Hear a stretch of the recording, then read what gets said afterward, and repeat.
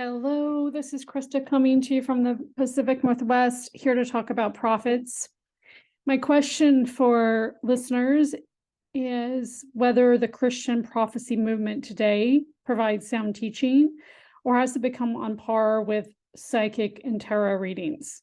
I mean, seriously, not all people are bad or unsound, but let's just consider that for a moment. I'm not here to drag anyone in the mud. I actually like certain prophets, but I'm also seeking to mature as a Christian. And so I'll say first off, I'm guilty for binging on one person's word because she seemed on point for a personal situation. But unfortunately, I like too many of her videos. And now the YouTube algorithm has just served up loads of prophet recommendations, and it's totally eaten away from actual pastors and other people whom I like, who are giving really sound teachings. Like my page is totally changed. The AI has just trashed everything from liking prophets. So that's just interesting because it happened in a span of 1 or 2 weeks, like in a very short period of time. It tells you that the enormity of this community and how many people are calling themselves prophets today because there are so many channels.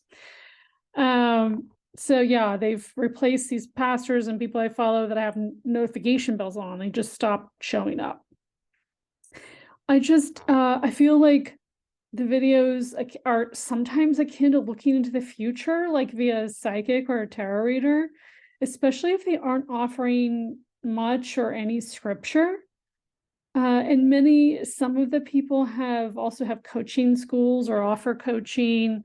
They're not actually tied to a particular church, or they'll do a speaking engagement. I just say use your discernment. So I was reflecting on this topic the other day, and I was reminded of Ephesians 4, and I had to look it up. It's actually 4:14, but I'm going to read 13 and 14.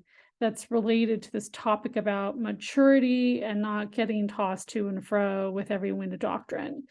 So until we attain the unity of the faith and of the knowledge of the Son of God to mature manhood, to the measure of the stature of the fullness of Christ, so that we may no longer be children tossed to and fro by the waves and carried about by every wind of doctrine, by human cunning, by craftiness and deceitful schemes.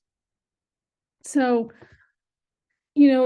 I have to reflect on, think about why there's a reason why the Christian prophet market has become huge. It's likely because it's a great cash flow generator, right? So if there must be enough demand for the supply to respond in this way, which tells me that there's a huge number of Christians that are going after this market versus going after and listening to other things. So that's one thing to consider if the AI is serving up all these different people whom I haven't subscribed to. And I do think some people really offer great pearls of wisdom and insight, and particularly channels with messages under 5 minutes long. They're just really short and they're not for everyone. And that's great. But I really hope that the prophetic messages aren't replacing sound scriptural teaching, and keeping, not allowing us to grow and keeping Christians in an immature state in terms of knowledge, scriptural knowledge. Looking at Ephesians 4 a little bit more, Paul talks about how should we mature as Christians. Paul does state we should develop our spiritual gifts, to equip us all to work together in the work of the ministry. So he describes what our new life would look like and what we must give up. For instance, in Ephesians 4:17, he says, you must no longer do what other people do. When you believe the things the world believes about morality, tolerance, behavior, etc., then right, we're living in worldliness. So he says, now this I say and testify in the Lord, that you must no longer walk as the Gentiles do in the futility of their minds. So he's referring to worldliness. He's referring to futile thinking. You must no longer live or think in the way that they think. And then he also talks about lacking knowledge in verse 18. They are darkened in their understanding, alienated from the life of God because of the ignorance that is in them due to the hardness of their heart.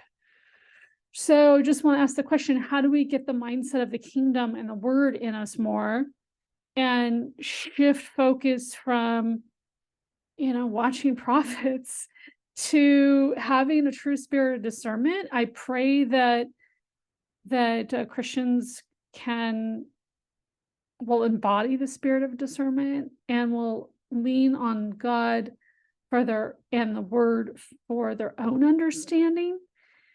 And this has been a lesson for me. I'll tell you, like, I just having liked someone's videos, this whole thing escalated and snowballed. So I want to just say, like, some are true prophets, but they're also for gain.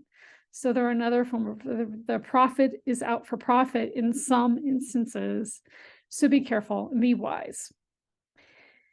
All right, my friends, God bless you.